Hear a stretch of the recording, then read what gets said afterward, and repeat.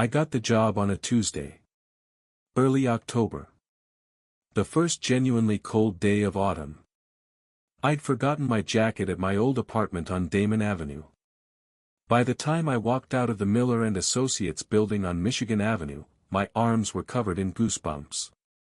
I didn't care even a little bit. I stood on the sidewalk. Wind coming off the lake like a wall of wet concrete. I called my sister Dana and told her, I got it. I actually got it.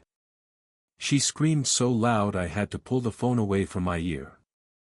Senior financial analyst. 43 floors up. One of the most prestigious private equity firms in Chicago. A salary that made my previous number look like a rounding error. I was 31 years old. And for the first time in my adult life, I felt like everything was going exactly according to some plan I hadn't even known I was following. The building was the kind of place that makes you walk slower just to take it in. All glass and brushed steel. The lobby done in pale marble that clicked under your shoes in a way that announced your arrival. There was a reception desk that curved like a crescent moon, backlit in soft amber. The elevators were mirrored inside and played no music, which I appreciated. I hate elevator music. It always sounds like someone wrung all the life out of a real song and left the husk behind. On the 43rd floor, the offices opened up into a wide open plan workspace. Floor-to-ceiling windows. Michigan Avenue below, and beyond it, the gray sheet of Lake Michigan stretching all the way to the horizon. On my first morning, Monday, October the 6th, I stood at those windows for almost 3 minutes before I realized someone was behind me. Her name was Martha Ellison. Floor Administrative Coordinator. Which seemed to mean she knew where everything was, handled every scheduling conflict before it became one, and remembered the coffee preferences of all 42 people on the floor without writing them down. Mid-50s. Reading glasses on a beaded chain. Hair dyed a very precise shade of auburn, worn in a low bun. She shook my hand with both of hers, smiled warmly, and told me they'd needed someone in the analyst seat for 3 months. The workload had been sitting on poor David Chen's shoulders the whole time. She walked me to my desk, near the east window cluster, and pointed out the kitchen, the supply room, the conference rooms, the bathroom. She told me the Wi-Fi password was Miller Association 2019 and hadn't been changed since. That seemed like a security concern. I didn't say so on my first day. My desk was clean and new-smelling. Dual monitors. A standing desk converter. A keyboard with satisfying tactile keys. The chair had lumbar support I didn't know I needed until I sat down in it. I spent the morning going through onboarding materials. Logging into systems. Setting up my email signature. Drinking the coffee, which was genuinely excellent, sourced from some roaster in Wicker Park whose name I can't remember, but whose product tasted like what coffee promises to be when you smell it brewing, and usually fails to deliver when you actually drink it. I met David Chen around 11. He appeared at my desk without preamble, set a manila folder on my keyboard, and introduced himself as my onboarding liaison, which he said with the tone of a man who had drawn the short straw. Maybe 35. Lean. Wire-rimmed glasses. The pressed shirt, no-tie aesthetic that signals you're serious but not stuffy. He was perfectly pleasant. He walked me through the folder. Projects, clients, reporting structure, administrative protocols. We talked for about 40 minutes. He answered every question without making me feel like the question was obvious. When he stood up to leave, he glanced at the clock above the supply room door. It was just past 5 in the afternoon. I hadn't noticed because I'd been absorbed in what he was telling me. He put his hand on my shoulder. I remember the weight of it. Not heavy, exactly. But deliberate. Like he was placing it there, rather than just letting it land. Main rule here, he said. Don't stay past 6. And he smiled. I have replayed that smile so many times now that I can't trust my memory of it anymore. At the time, I clocked it as slightly wider than the moment required. But I was new. I didn't know this man. Maybe he was just one of those people whose face goes a little too enthusiastic when they're being friendly. I said something like, "Oh, work-life balance policy, I can get behind that," and he nodded once and walked back to his desk. I thought nothing of it. Over the next 2 days, I met the rest of the team. Patricia Huang, Client Relations. A collection of small succulents on her desk that she talked about with genuine affection. Marcus Webb, Risk Analysis. Spent his lunch breaks listening to jazz through over-ear headphones. Everyone knew not to interrupt him during this. Kenji Okafor, Data Modeling.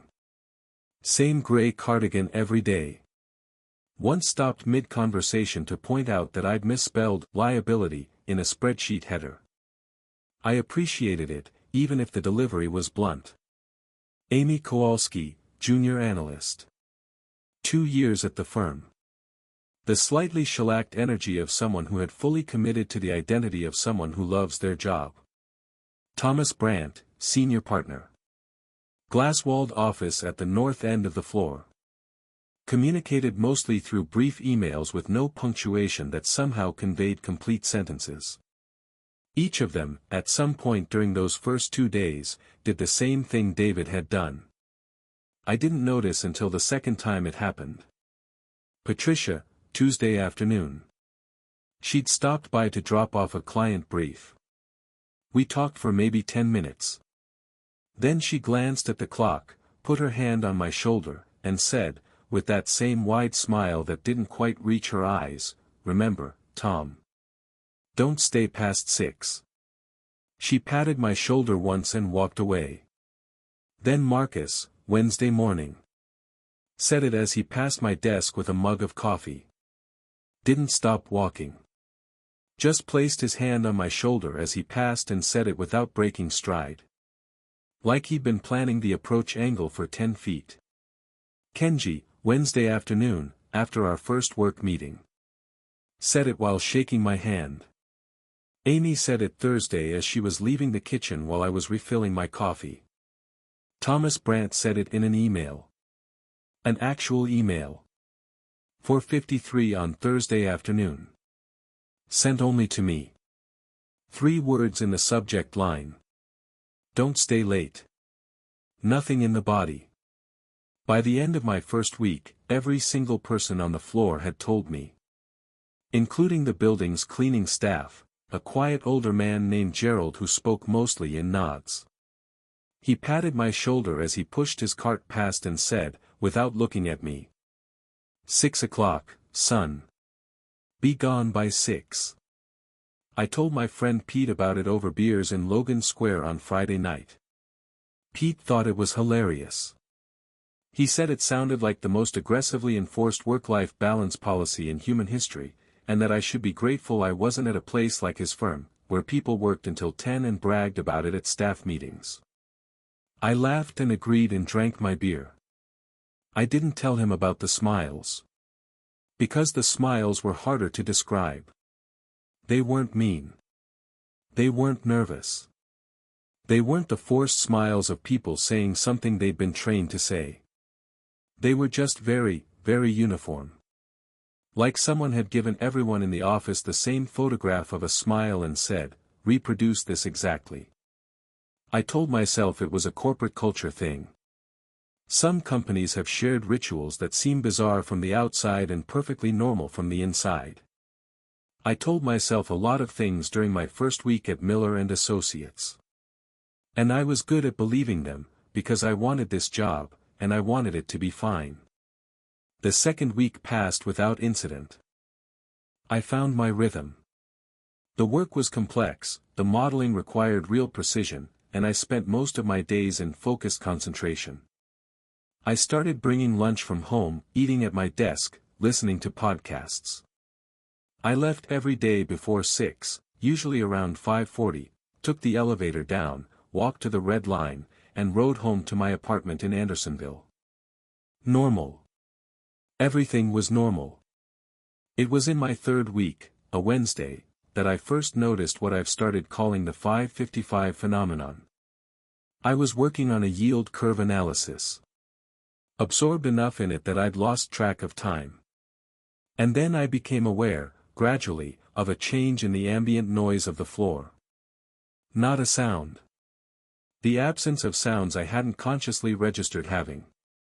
The phone calls had stopped. The background percussion of keyboards had stopped. The small verbal exchanges, "Sorry, can I grab that? And did you see the email about Thursday?" And the machine in the kitchen cycling, all of it was gone. I looked up at the clock. 5:55. Every monitor on the floor was still on. Every desk still had coffee cups and notebooks. The personal detritus of a working day in progress. But not a single person was at their desk. I turned in my chair. Looked around. Stood up. Conference rooms, empty. Kitchen, empty. Bathroom corridor, empty. And then I heard them. Not heard, exactly. Became aware of. A low, collective sound from the direction of the elevators. Rhythmic. Even. Like a group of people walking in time, but very deliberately not quite in time. The footfalls landing in clusters rather than unison. Which is somehow worse than perfect unison. Because perfect unison would be strange. But this was stranger. I turned the corner into the elevator lobby. There was everyone. All 41 of my colleagues. Standing in a compact group, facing the elevator doors. Not speaking. Not looking at their phones. Not doing anything.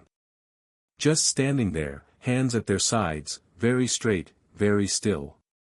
The elevator doors opened. They filed in. Silently. Rode down. Within 90 seconds the lobby was empty. I stood there for a moment, listening to the building. The ventilation system. Something distant and structural. The faint bass note of the city outside. Then I went back to my desk and sat down and stared at my screen. When David walked past on his way to the elevator, he stopped. He always stopped. He put his hand on my shoulder and said, with that smile. 6 minutes, Tom. Don't make the office wait. Don't make the office wait. Not don't miss your train. Not we're all heading out. Not seriously though, go home. The office. Like the building itself had an appointment. I packed up and left at 5:58. And I didn't think about it for several days, or rather, I thought about it, but in the background. The way you think about something your brain won't quite file away properly. The following Thursday, the report crashed. A quarterly liquidity analysis for one of our largest clients, a private equity fund out of New York. I'd been building the model for the better part of the week. At 5:40, I ran the final validation check and the software threw an error. A circular reference buried somewhere in the calculation chain. It was going to take me at least 40 minutes to trace and fix. I stared at the screen. I felt that particular slow-sinking feeling of a problem that announces its inconvenience right at the moment you thought you were done. I checked the clock. 5:42. People were starting to pack up. Patricia was putting the cover back on her succulents, a small ritual I'd found charming up until that moment, when I found it slightly strange in a way I couldn't immediately articulate. David was reviewing something on his monitor with the focused attention of someone finishing a sentence before they close a book. I thought about leaving the report. Coming back tomorrow. Fixing it fresh in the morning. I thought about this for about 2 minutes while everyone around me began their synchronized departure. And then I thought about the fact that the client expected the report in their inbox by 8 a.m. Friday. That if it wasn't there, Thomas Brandt would find out. That I had been at this job for 3 weeks and could not afford to miss a deliverable. I stayed. The last person to leave was David.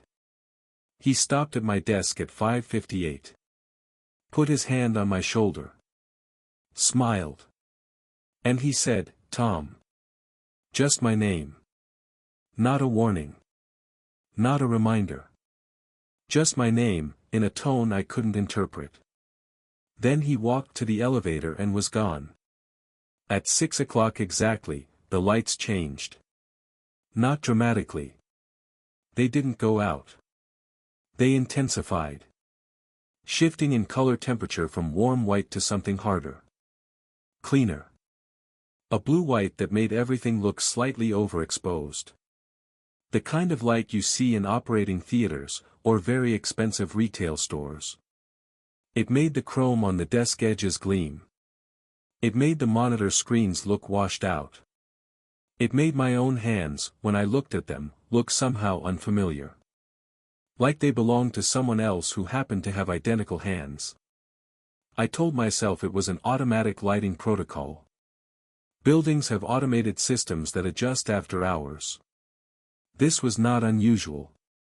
This was a feature. I went back to my screen and started tracing the circular reference. The sound started about 6 minutes later. It was coming from everywhere and nowhere. The acoustics of an open-plan office are reflective in all directions, and the sound had no clear directional source. It was the sound of keyboards. Typing. A rapid, even, relentless clicking of keys. The sound an office makes when everyone is at their desks and working. Except I was the only person in the room. I stood up slowly. Every desk in the open-plan space was empty. 41 empty chairs. 41 dark and lifeless monitors. Nothing moving on any surface. And yet the sound was continuous and even and real. Not imagined. Not the residual echo of something that had stopped. An active, present, ongoing sound of many keyboards being operated simultaneously. I walked to Patricia's desk. Put my hand over her keyboard. Not touching it. Just hovering. The clicking did not stop. Did not change. I walked to the center of the room. Turned slowly in a circle. Nothing was moving. The sound continued. Then I looked at David's desk. His monitor was on. I was certain it had been off. I had watched him turn it off at 5:58, pressing the power button on the monitor itself, which I had registered because I did it the same way. But it was on. Screen lit and active. Not a screensaver. Not a lock screen. A document. Black text on white. Being typed in real time, letter by letter, at the pace of someone working steadily. I walked close enough to read it. "We're so glad you joined the team." A return. Then. "We're so glad you joined the team." And again. And again. The line was filling the screen. When it reached the bottom, the document scrolled up and continued. The words never changed. The pace never changed. The period at the end of each line was always there. The apostrophe and where was always correct. For some reason, I noticed that. For some reason, the grammar felt like the most grounding thing available to me. I backed away from the desk. My rational mind produced explanations. A macro. A stuck key. A prank triggered by a timer. Scheduled software. Each of these was plausible. Each would account for the monitor and the repeating text. None of them accounted for the typing sound. Which was still coming from everywhere. Which was still the sound of 40 keyboards and not one. I needed to leave. I picked up my bag and walked to the elevator bank. Pressed the button. The down button lit up orange. I waited. I pressed it again. I waited. Nothing moved. I pressed it several more times, then stood there with my hand flat on the panel, watching the floor indicators above the 4 elevator doors. Nothing. No numbers moving. No indication of a car in motion. I went to the emergency stairwell at the south end of the floor. A heavy fire door, gray painted steel, push bar, small wire mesh window at eye level. I pushed the bar. The door didn't move. I pushed harder. Put my full weight into it. Nothing. I rattled the bar. I looked through the window into the stairwell, dim orange emergency lighting, concrete stairs going down. Empty. Accessible. The door just wouldn't open. I tried the north stairwell. Same result. The stairwell near the kitchen. Locked. Back to the elevator bank. Button. Nothing. The typing sound continued. I walked back into the open plan area. And I stopped. At every desk, on every chair, sat a figure. I don't know when they appeared. I had been in this room 30 seconds ago and it was empty. I had walked through the elevator bank and back. 45 seconds, maybe. And now every desk had someone in it. Except. As I stood there and looked at them, I understood they were not someone. They were flat. Exactly as tall as each person who sat at each desk. Exactly as wide. Wearing exactly the clothes each person had worn today. And they were made of. I walked to Patricia's desk, close enough to touch, and looked. Cardboard. Flat cardboard shapes cut to the silhouette of each person. Standing slightly forward against the desk edge. Supported by some backing I couldn't see. Each of them had a face printed on the cardboard. Each face had the same smile. Wide. Even. And the eyes, I looked closer, and then I took 3 steps back. The eyes on each face were not printed. They were blank circles. Just the unprinted cardboard showing through. Where the eyes should have been. I ran. I ran to Thomas Brandt's corner office at the north end of the floor. Glass-walled. His office had its own anteroom, a private exit I'd seen him use twice. I assumed it connected to a private elevator, some executive corridor. I grabbed the handle. Pulled it open. Looked inside. I saw myself. Not my reflection. I was not looking at a mirror. I was looking through the glass wall of the office at the open plan floor, at my own desk, at my own chair, and at the figure sitting in it. A figure that was not made of cardboard. It had my posture. My clothes.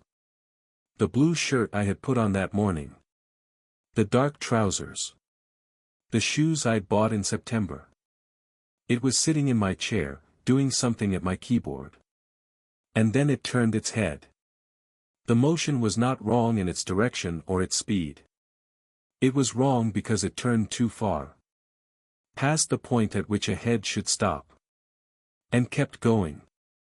And kept going. Until the face that had been pointing away from me was now pointing directly at me.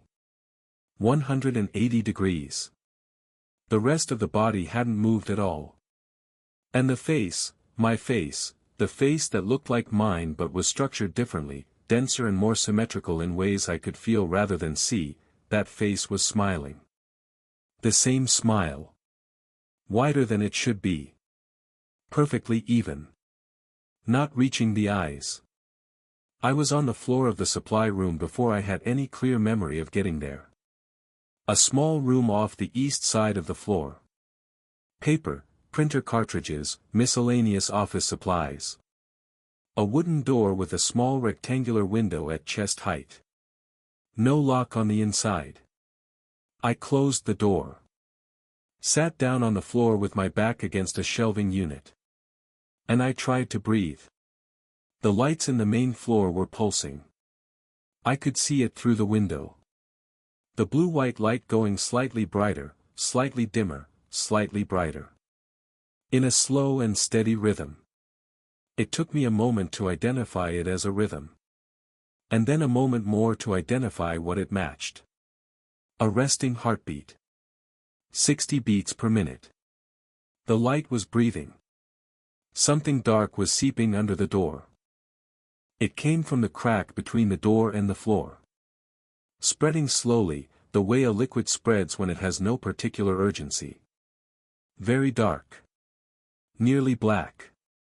A slight sheen that caught the light from the window. It smelled like nothing I could identify, not anything natural, not anything I had encountered before, not the printer ink I had initially associated with it visually. It just moved. Slowly. Into the room. I lifted my feet off the floor and pulled my knees to my chest and watched it. The PA system came on. I hadn't known the floor had a PA system. In 3 weeks I had never heard it used. A soft chime. The kind that precedes an announcement in a hospital or airport. A pause. And then voices. Not one voice. Many voices. All of them, every voice I had come to recognize over 3 weeks. All of them speaking simultaneously. Not in unison. Not saying the same words at the same pace. Layered on top of each other in a dense, almost harmonic texture. But the words were clear. Each individual voice clear within the mass. And what they said was this. Tom. You broke the schedule. Now the schedule becomes you.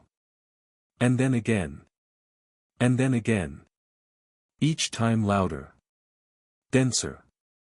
As if more voices were joining. As if the sound were gathering itself. Patricia's warm alto. David's precise tenor. Marcus's deep register. Amy's quick bright voice. Kenji's flat Midwestern cadence. All of them. All of them together. I stood up. I didn't want to stand up. My body did it anyway. Because sitting still was no longer an option, regardless of what my brain was doing. I looked through the small window in the supply room door. They were coming. From the elevator bank end of the floor, moving between the desks. All of them. Every person. Wearing their day's clothes. Walking at the same measured pace. They were wrong in the same way the figure in the office had been wrong. Not on the surface, something structural. Something I could feel rather than see. But which resolved, when I looked directly at any individual face, into the same details. The smile, too wide. Too even. And the eyes, I had been wrong about the reflection. There was no reflection. The darkness I had taken for reflected light was depth. The depth of an empty space. Each eye socket empty. But for a small rectangular shape set into the back of it. A shape I recognized, at a distance, through a door window, in the pulse of a breathing light. The aperture of a shredder. The handle of the supply room door began to move.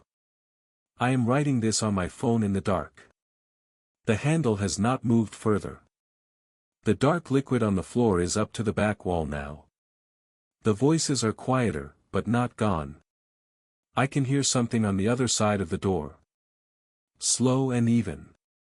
60 beats per minute. My phone says it is 6:47 a.m. I do not know when it became morning. Outside the small window, the light is gray. The pulsing has stopped. The floor looks empty. David's monitor is off. The cardboard figures are gone. The floor looks exactly like it does every morning at 7, quiet and clean and ready for a day of work. The coffee machine on the kitchen counter showing its green ready light. My phone has 14% battery. My bag is in here with me. Wallet. Train card. Keys. The handle is moving again. Slowly. Very slowly. The way a handle moves when someone on the other side is turning it with great care. The way you'd open a door if you wanted to be quiet. If you were trying not to wake someone. Or if you were making sure that whoever was on the other side had no warning. I want to tell you that I left. I want to tell you that I opened the door first, that I got out, that I'm writing this from somewhere safe. I want to say that. But I can't yet, because it hasn't happened yet. And there is something I can see through the window that I didn't see before. Something I missed in all my scanning of the floor. At my desk. In my chair. The figure is back. And it is turned toward the supply room. And even from here, even through the small window, even with the gray morning light and my hands shaking, I can see that it is smiling.